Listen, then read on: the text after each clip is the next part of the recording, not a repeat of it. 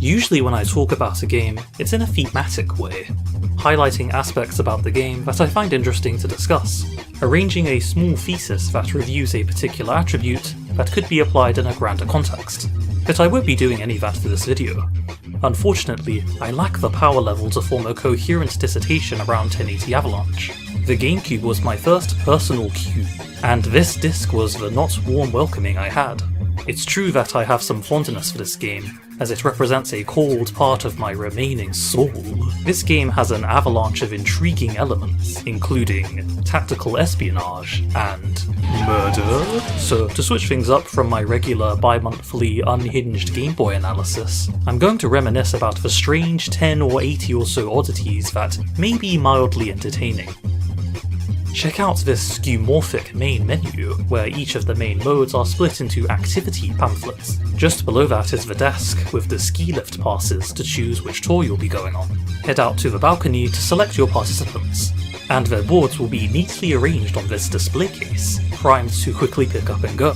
The directions below the brochure dispenser can also take you to similar, suitably decorated menus. Like using the TV to watch replays, notice how it's positioned near a window to get more signal. Mountains at the resort are displayed on the map, as the miscellaneous options are jotted down on a clipboard. This menu meticulously emulates the process on registering at a snowboarding launch, minus the part where you have to enter through the window, but even that takes physical space into consideration. You can even still see inside the building from the character select. Nowadays, whenever you open up the menu, it gives you depression. Pulling up that clipboard again, you may have noticed the quarterized concert video option.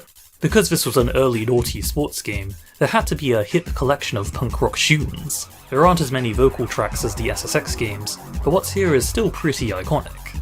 There are original tracks too, which you may not be able to tell at first because they're still listed with real authors. Unluckily, Quarterize never caught on, nor were they able to rise up the ranks. But these days I'm more invested in the sound design anyway. Angel Light, Top Tree Mama. This announcer alone is on par with the Smash Bros one, and you even get to see his terrible, low-poly model. Or how about these funky leaps and leaps? Even scrolling through the name entry has its own satisfying sound effects.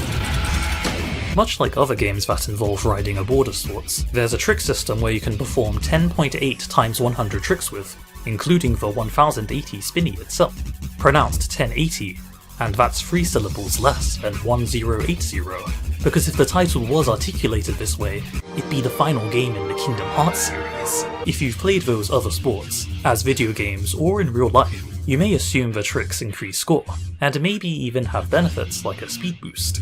1080 Avalanche would rather have a lunch than incentivize trick-based gameplay, and focus more on racing. Which is really strange since there was already a wealth of first-party racing games on the system. Instead, the usage of advanced maneuvers are relegated to the optional bonus modes. You've got the classic half-pipe, big ramp, and free roam. To score the large numbers, you'd need to do a combination of grabs and flips. There's a similar amped style of analog spinning by holding the R shoulder, but it feels semi-wasteful. GameCube controllers already have analog triggers, and this would have been a good opportunity to use them. Currently you can either spin or flip, but perhaps holding R at different densities could make use of another axis. We could have had some third-dimensional Rubik's Cube gaming, but instead it's just GameCube gaming. Tricks exist, but aren't needed, and it seems they're only included out of obligation of it being a snowboarder.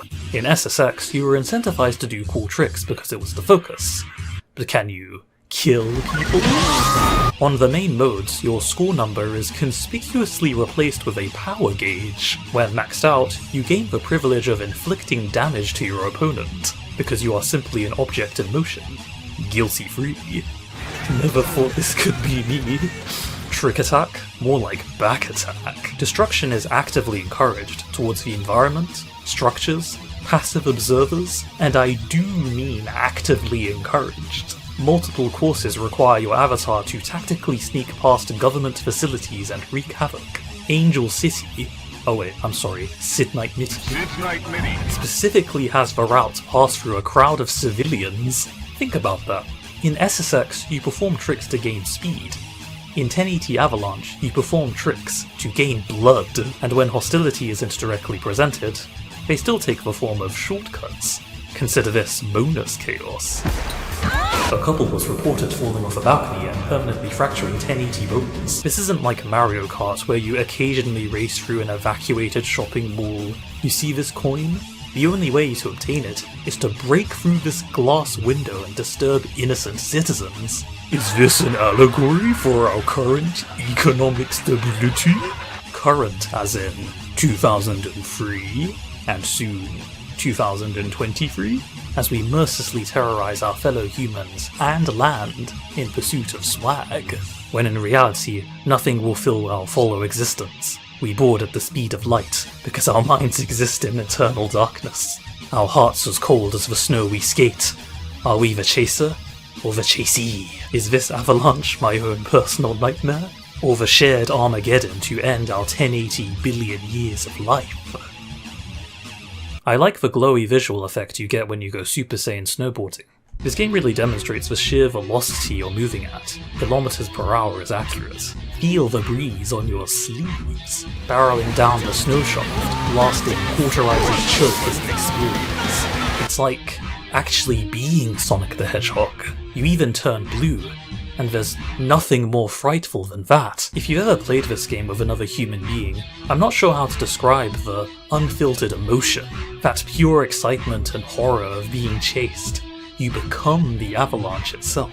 With all this, I've come to the conclusion that snowboarding isn't a real sport.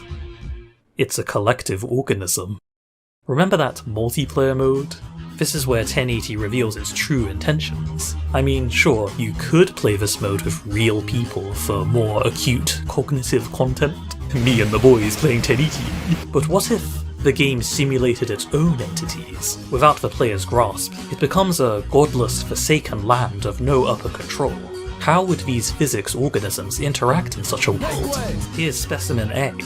Notice how these two characters seem to be helping each other out. Even in this land, people are able to connect and socialize. But perhaps that interconnectivity may be dangerous when they all team up to crash into a mountain at once. Whereas this person may have gone a bit too far. I was joking about us being hollow on the inside, but good job for proving me right. You can actually connect a bunch of GameCubes together and play 1080 online through broadband network. Sadly, I will not live long enough to experience this mode, but I can only imagine what horrors nestled within it. I would also like to mention the original release's box art. This was back when Japanese covers liked to have motivational quotes on them, and Silverstorm is no different. Conquer your fears. Truly inspiring. Hopefully this video has piqued your interest in this video game, perhaps in ways you never considered. Goodbye.